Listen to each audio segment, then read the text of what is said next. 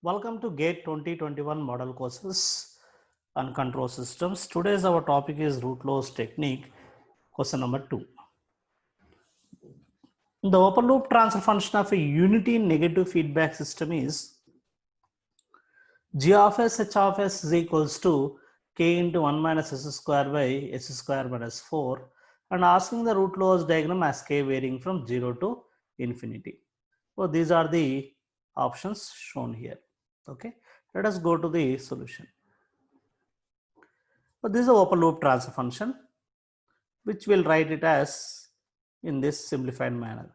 1 minus s square we can write it as 1 plus s into 1 minus s. S square minus 4 we can write as s plus 2 into s minus 2. Always the given open loop transfer function in drawing the root laws plots, according to Evans method, we have to keep in the standard pole zero format. What is our standard pole zero format of the open loop transfer function should be is k into s plus z1, s plus z2 continuous, divide by s plus p1, s plus p2, s plus p3, like this continues. If you see in the given question that s power 1 coefficient is given as negative, that you have to keep it as positive. Means the same open loop transfer function we can write it as, taking negative sign common, we can write as minus k into s plus 1 into s minus 1 by s plus 2 into s minus 2, which is our standard form. Now they are asking the root laws diagram as k varying from 0 to infinity. But when you keep in this format, if you are varying k here 0 to infinity means you are varying the gain negative, that is minus 0 to minus infinity. Gain varying negative in negative feedback system means we have to draw the inverse root locus, not the root laws plot.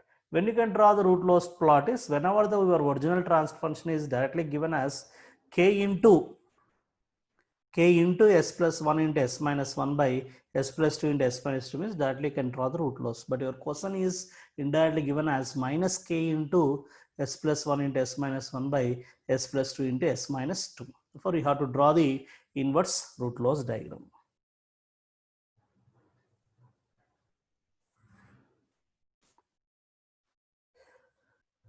First, locate all zeros and poles of the given open loop transfer function. The open loop zeros are plus or minus 1. Open loop poles are plus or minus 2. At k is equal to 0, the two closed loop poles are exactly equal to open loop poles. Infinite gain, they are open loop zeros. Now, where the inverse root laws lies on the real axis, that we have to take the region. If you select any point on the real axis, on the right hand side, the number of open loop poles and zeros should be an even multiple. Then only the inverse root laws will exist. Therefore, if you select any point between plus 2 to plus infinity, you will have nothing, no open loop poles and zeros. But it is an even multiple. Therefore, inverse root laws exist between plus 2 to plus infinity.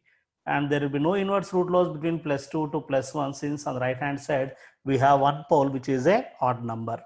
Next, what about between 1 and minus 1 is lies, since on the right hand side the number of open loop poles and zeros is even multiple, that is 2.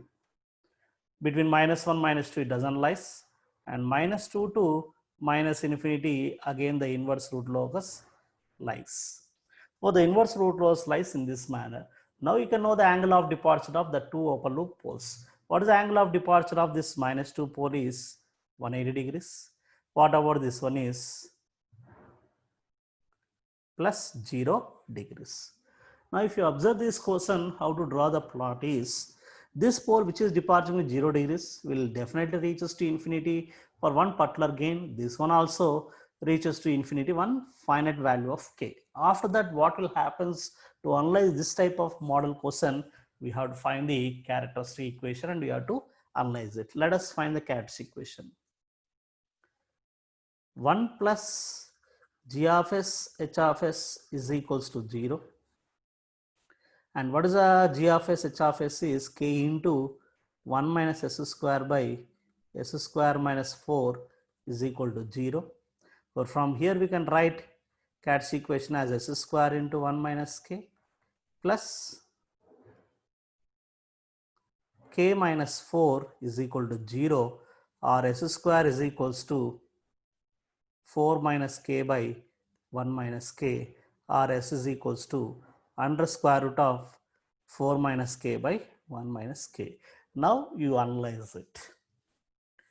Until this under square root value is positive, the roots of this Cat's equation will lie on the real axis, that is positive and negative real axis, plus or minus.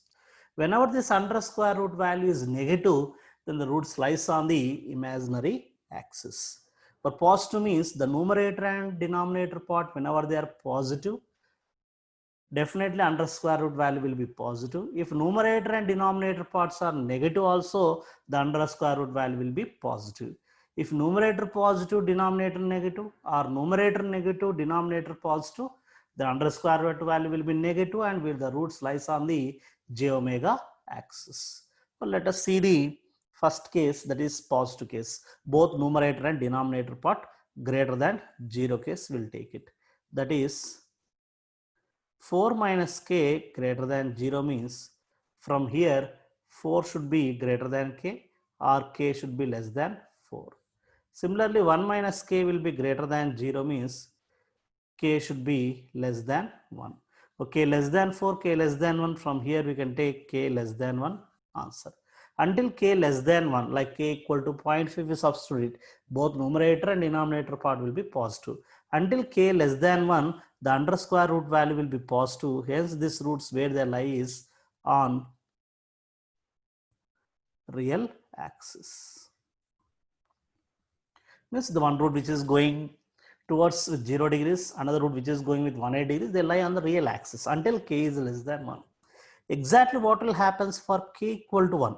The denominator part value will become 0, hence the roots will reach us to infinity. One root which is going with 0 degrees reaches to plus infinity, another root which is going with 180 degrees reaches to minus infinity. Now, whenever k is greater than 1 until less than 4,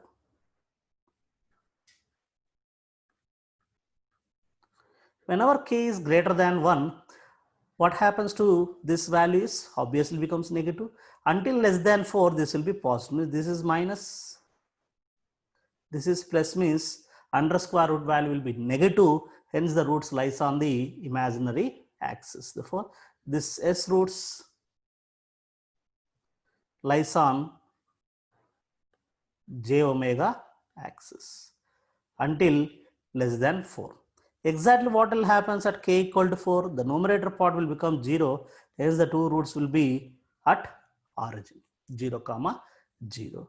What happens when you operate k again greater than 4 up to infinity is, whenever k is greater than 4, the numerator part will be what? Obviously negative. Denominator part also negative. Under square root value is positive, means again the roots will come onto the real axis. With this analysis, we can complete our root logos diagram. That is, until k less than 1, these roots which are going like this, until k less than 1, they will be on the real axis. One is on the positive real axis, another will be negative real axis. Exactly for k equal to 1, this root reaches to minus infinity, and this root reaches to plus infinity. What happens to k above 1 until less than 4 is, the roots will come onto the j omega axis. So the root logos diagram will be like this. The two roots will be on the imaginary axis in this manner. Between k greater than 1, k greater than 1 and less than 4. Until that, the two roots will be on j omega axis. Exactly for k equal to 4, the two roots will become 0 comma 0, and when you increase the gain above 4, the two roots will be on the real axis, k greater than 4 until infinity,